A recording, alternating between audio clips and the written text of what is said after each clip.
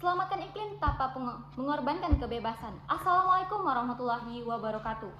Yang terhormat Dewan Juri serta rekan-rekanku yang mengikuti lomba pada hari ini. Pada hari ini kita dihadapkan oleh satu mosi yang sangat serius, yaitu Dewan ini akan mengkriminalisasi tindakan yang mempromosikan penyangkalan perubahan iklim. Kami dari tim kontra dengan tegas menolak mosi pada hari ini. Bukan karena kami menyangkal perubahan iklim, tapi justru kami ingin memperjuangkan menghadapi krisis iklim yang dilakukan secara adil, rasional, dan diskriminasi dan demokrasi. Sebab saat kebebasan berpikir melalui diskriminasi, maka kebenaran justru akan kehilangan tempatnya.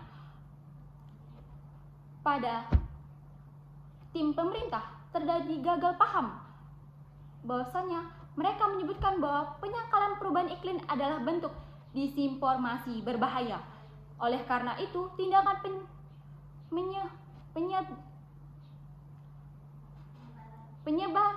menyebarkan harus didiskriminasi untuk mencegah kerusakan lebih lanjut terhadap bumi. Kami sepakat bahwa disinformasi memanglah perlu ditangani, namun masalahnya ada cara. Kriminalisasi bukan solusi yang tepat.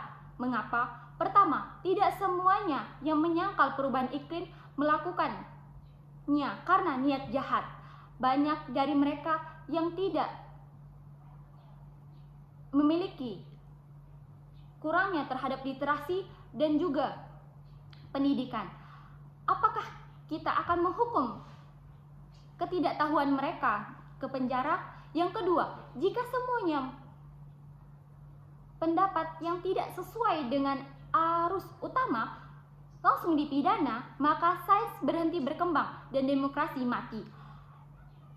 Dimasuk ranah argumen. Penyangkalan perubahan iklim adalah orang atau kelompok yang membantah bahwa perubahan iklim disebabkan oleh manusia, meski ada bukti ilmiah yang kuat yang menyatakan sebaliknya. Mempromosikan penyangkalan berarti penyebaran opini, artikel, dan narasi yang mendukung pandangan ini, baik melalui tulisan, media sosial, dan media massa. Namun pentingnya dari kita bedakan antara opini yang salah dan tindakan kriminal.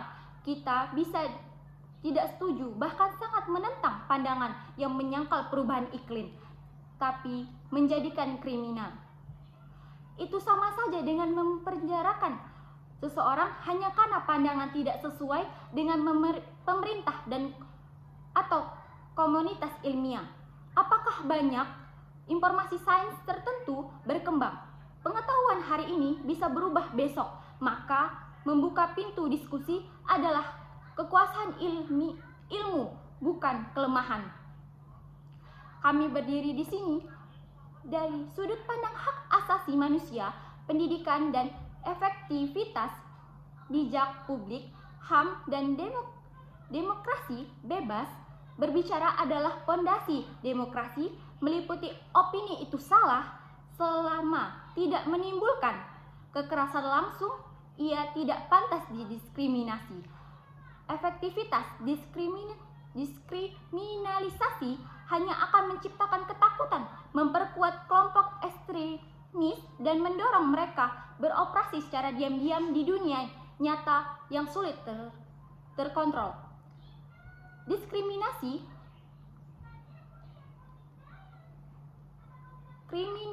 Kriminalisasi pelanggaran kebebasan berpikir. Jika pendapat sains bisa dipenjarakan, siapa yang menjamin bahwa hukum tidak disalahgunakan oleh kekuasaan di masa depan? Batasan antara kritis dan penyangkalan sangatlah tipis. Ada ilmuwan yang mempertahankan cara pengumpulan data iklim atau metode prediksi. Apakah mereka juga akan didiskriminasi? Cara efektif bukan kriminalisasi, tapi edukasi. Mengedukasi bukan cara efektif bukan kriminalisasi, tapi edukasi. Mengedukasi jauh lebih kuat dampaknya. Mengkriminalisasi hanya menutup mulut, tapi tidak membuka pikiran. Dari halnya ini, saya memberikan solusi yang nyata, fakta, dan sudah dipakai, yaitu adalah literasi iklim. Di Finlandia dan juga Jerman, penanaman pendidikan iklim sejak dini, mereka tidak memenjarakan penyangkalan, tetapi mengembalikan generasi muda dengan pengetahuan yang kuat dan logis. Dan juga kita bisa menggunakan kampanye berbasis komunikasi. Hal tersebut sudah digunakan di Kanada dan juga Selandia Baru. Pemerintahan menggandeng tokoh agama lokal, pemuda, dan juga membangun narasi-narasi bersama tentang perubahan iklim. Hal ini lebih efektif daripada pemaksaan hukum. Oleh karena itu, dengan mosi perdebatan kita pada hari ini, Dewan ini akan mengkriminalisasi tindakan yang mempromosikan penyalahan perubahan iklim. Saya sangat menolak mosi perdebatan kita pada hari ini. Sekian dan terima kasih.